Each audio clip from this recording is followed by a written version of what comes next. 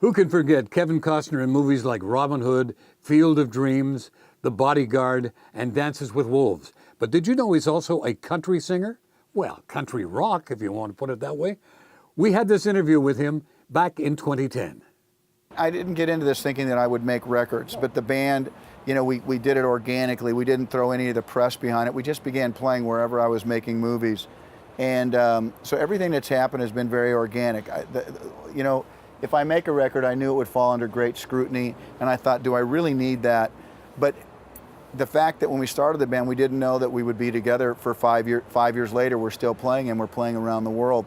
So when we finally did elect to make a record, I did so begrudgingly, but then we put everything we could into it, and then made our second record, which is Turn It On. The reality for me, though, is that I don't kind of watch the record because I'm not prepared to go out and be a baby band where I'm going to go to every station, or for that matter, an established artist who's going to do all the radio stations, go do all the television. That's not who I am, and so I don't know how we'll ever build this band. Actually, hopefully those who find the music really, really enjoy it, but it's unlike me to try to propel this thing forward with a juggernaut of publicity. I really appreciate people who pay dollars to go see people. So if someone pays, that means you better have worked behind the scenes in order to give them a show. So if I didn't think the band was good, I would have kept it in my living room, because I still love music. So I have to make in a way, a decision whether I make a movie or a song. Is it good enough for people? Is it good enough for people? And so that's one of the functions I have in a band, which is I break all the ties. But as for being, risk-taking or fearless, what is there to fear in life, really? You have to have a sense of yourself. I mean, if we couldn't do it, there would be no sense that we went out there and tried to do it. If I was going to go out there and play other people's music exclusively, that would be wrong. You want to live. I want fresh air for myself. And when I stop being relevant to myself, then I stop really performing. In my community, if you make a hit movie, the trick is to make 3 of the same movie. So I'm not exactly in vogue in my own career pattern. I've not made a sequel. And it's not that I don't think they're good, and it's not that I don't think it's right. It's just not for me right now. If I made a second movie, it would be because I think the script was as good as the first one. And so far, that hasn't happened. When we were down at some of these big outdoor festivals, once in a while my daughter comes on, and she's so pretty and she's so cute, and it kind of looks for a moment. Sometimes the crowd's a little bit quiet. Sometimes the women out in the crowd are a little bit uneasy because they think, oh my God, he's robbing the cradle. Who's this young girl that's traveling around with him? And then, of course, when she gives me a little kiss, and I'm so happy that we both got through it, and I tell them that she's my daughter, you see the crowd visibly they relax. I don't know what that is exactly, but then they just cheer so loud for her. Lily, she has her own band, so she's good. 2 things are the most difficult for me. One was naming our band. I thought it was so ridiculous that I had to come up with a name. It was painful. And so we came up with Modern West, big deal.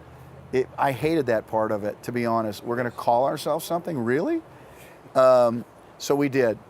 But the second hardest thing is to describe your music, because, I don't know anybody, unless they're just a narcissistic ass, that doesn't like other people's music more than their own. Right. I mean, you make your music and you do the best you can, but the reality is, when you listen to somebody else, you go, gee, I wish I would have wrote that. Isn't that the truth? That's really good. Some people luckily say they really like our music, but you just can't help but make what you make. Then how to describe it is just something that's been very painful for me, because I don't think of it as country. I don't think of it that way. I think of it as modern West, kind of. My family's from Oklahoma, John's is from New Mexico, mine came in the Dust Bowl, so it's rooted in America. Tell us about the oil slick in the Gulf and your invention. They finally realized that there was a use for it. How did that come about? It was just something that I had seen. It was a little kind of a demonstration centrifuge that was about this big, something that separates. And I looked at that and I thought, if we could scale that up, why couldn't we separate oil and water at high speeds? Because I had seen so many times the oil coming up on our beaches, on the beaches in Canada, the Exxon Valdez, right, and many other spills. And it kind of dawned on me that every time that happened, the same images persisted. Rubber boots, people in pitchforks, hay, the requisite number of birds kind of covered in oil, and animals that weren't going to recover.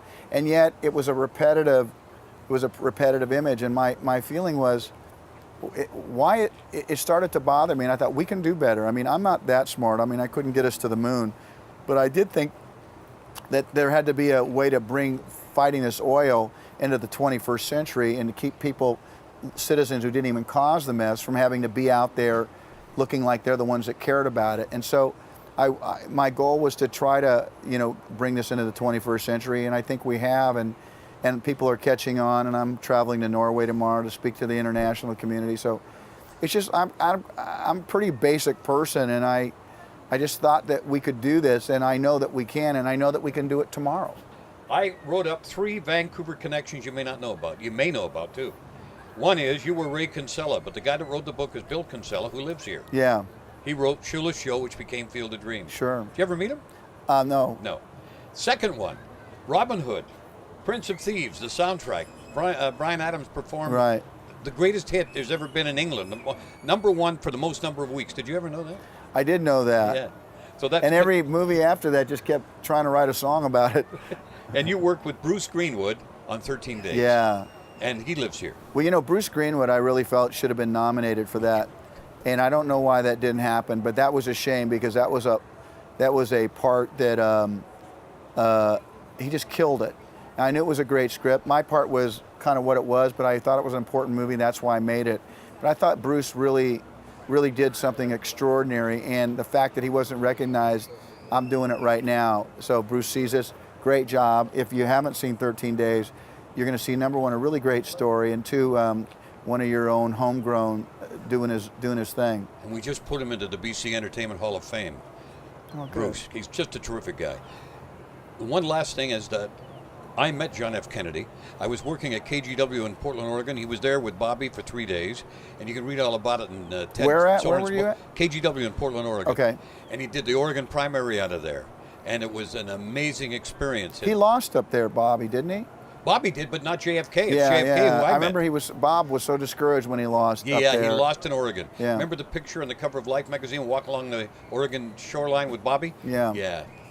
But JFK was an incredible, charismatic guy. Once in a while you meet people in life, and they walk in a room. Yeah, he was special. Oh, unbelievable. Really special. That I loved making that movie, JFK. Yeah. Thank you for this, Kevin, and good luck with the band. Thanks.